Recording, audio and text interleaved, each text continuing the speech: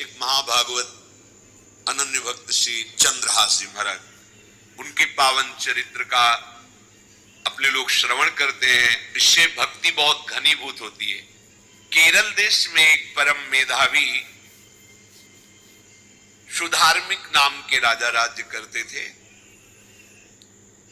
धर्म पूर्वक चलना, प्रजा का पालन करना और भगवान नाम जप करना, शास्त्र विधि से बिल्कुल कभी प्रतिकूल एक भी आचरण जीवन में नहीं किया।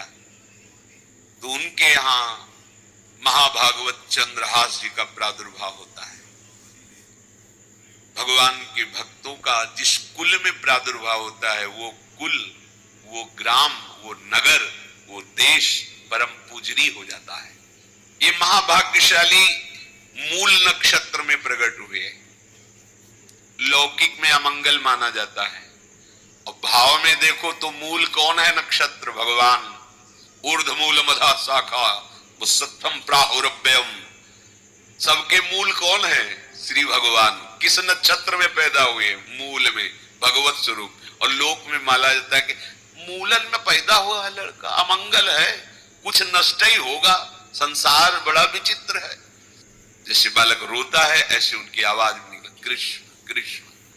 बड़ा आनंद हुआ सुधार्मिक राजा को कि हमारे कोई महाभागवत पधारा है, क्योंकि ये भजन करके पूर्व जन्म में ऐसी भागवती की स्थिति प्राप्त की कि अबोध अवस्था में ही श्रीमुख से कृष्ण नाम निकल रहा है। आनंद उत्सव मनाया जा रहा है। राजा है, राजकुमार प्रकट हुआ, और दूसरी बात वो स्वयं भक्त है और भगवान का ऐसा भक्त जो जन्म लेते ही कृष्ण नाम उच्चारण किया। ये आनंद ज्यादा दिन टिका नहीं। रोज बधाइयां हो रही, आनंद उत्सव मनाए जा रहे। शत्रु पक्ष के राजाओं ने मिलकर कहा यही अवसर है, आक्रमण कर दिया जाए और केरलाधिपति का सब पूरा महल घेर करके कोई एक भी न बचने पावे। शत्रु पक्ष के राजाओं ने घेर लिया। आसपास से राजा और सैनिकों ने घेर लिया। अब वो असावधान थे, आनंद में पुत्र हुआ है, बधाइयां, कोई संभावना ही नहीं थी। गुप्त रूप से शत्रु पक्ष के राजाओं ने आक्रमण करके घेर लिया। अब राजाओं की कई सेनाएं और इनकी असावधानी पूर्वक आनंदमयी वृत्ति में कोई पहले से पता हो तो तैयारी करते, तत्काल आक्रमण को रोकने का प्रयास किया, पर असफल रहे। इनके सैनिक भी मारे गए, राजा भी मारे गए, राजमहल को घेर लिया गया, कोई भी एक भी बच के न जाने पावे।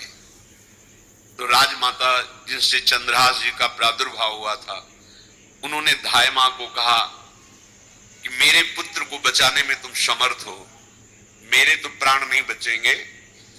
अगर ये लोग नहीं मारते तो मैं अपने पति के शव के साथ सती हो जाऊंगी। पहले ऐसी धार्मिक निष्ठा माताओं बहनों में होती थी कि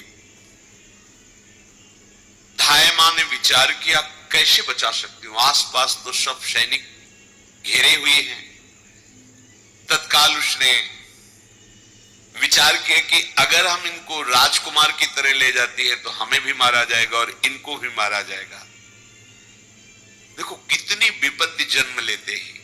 कोई प्रश्न कर सकता है कि महाभागवत जिनके घर में प्रकट हो तो वहां धन वैभव सुख संपत्ति बढ़नी चाहिए, यहां तो जन्म से ही जैसे वहां माता पधार। ये क्या है? तो श्री भगवान स्वयं कह रहे हैं, यस्य तुष्टो रहम पार्थ वित्तम तस्य हराम्यहम करोमि बंधु विच्छेदम सच कष्टेन जीवति। हे अर्जुन, मैं जिस पर बहुत प्रसन्न होता हूं, आप अपने ऊपर भगवान को बहुत प्रसन्न करना चाहते हैं, बहुत प्रसन्न करने में ये है, देख लो। कह रहे जिस पर मैं बहुत प्रसन्न होता हूं, सबसे पहले उसका ऐश्वर्य नष्ट करता हूं। फिर क्या करता हूं?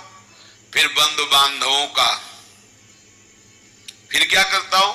असाध्य रोग उसके शरीर में।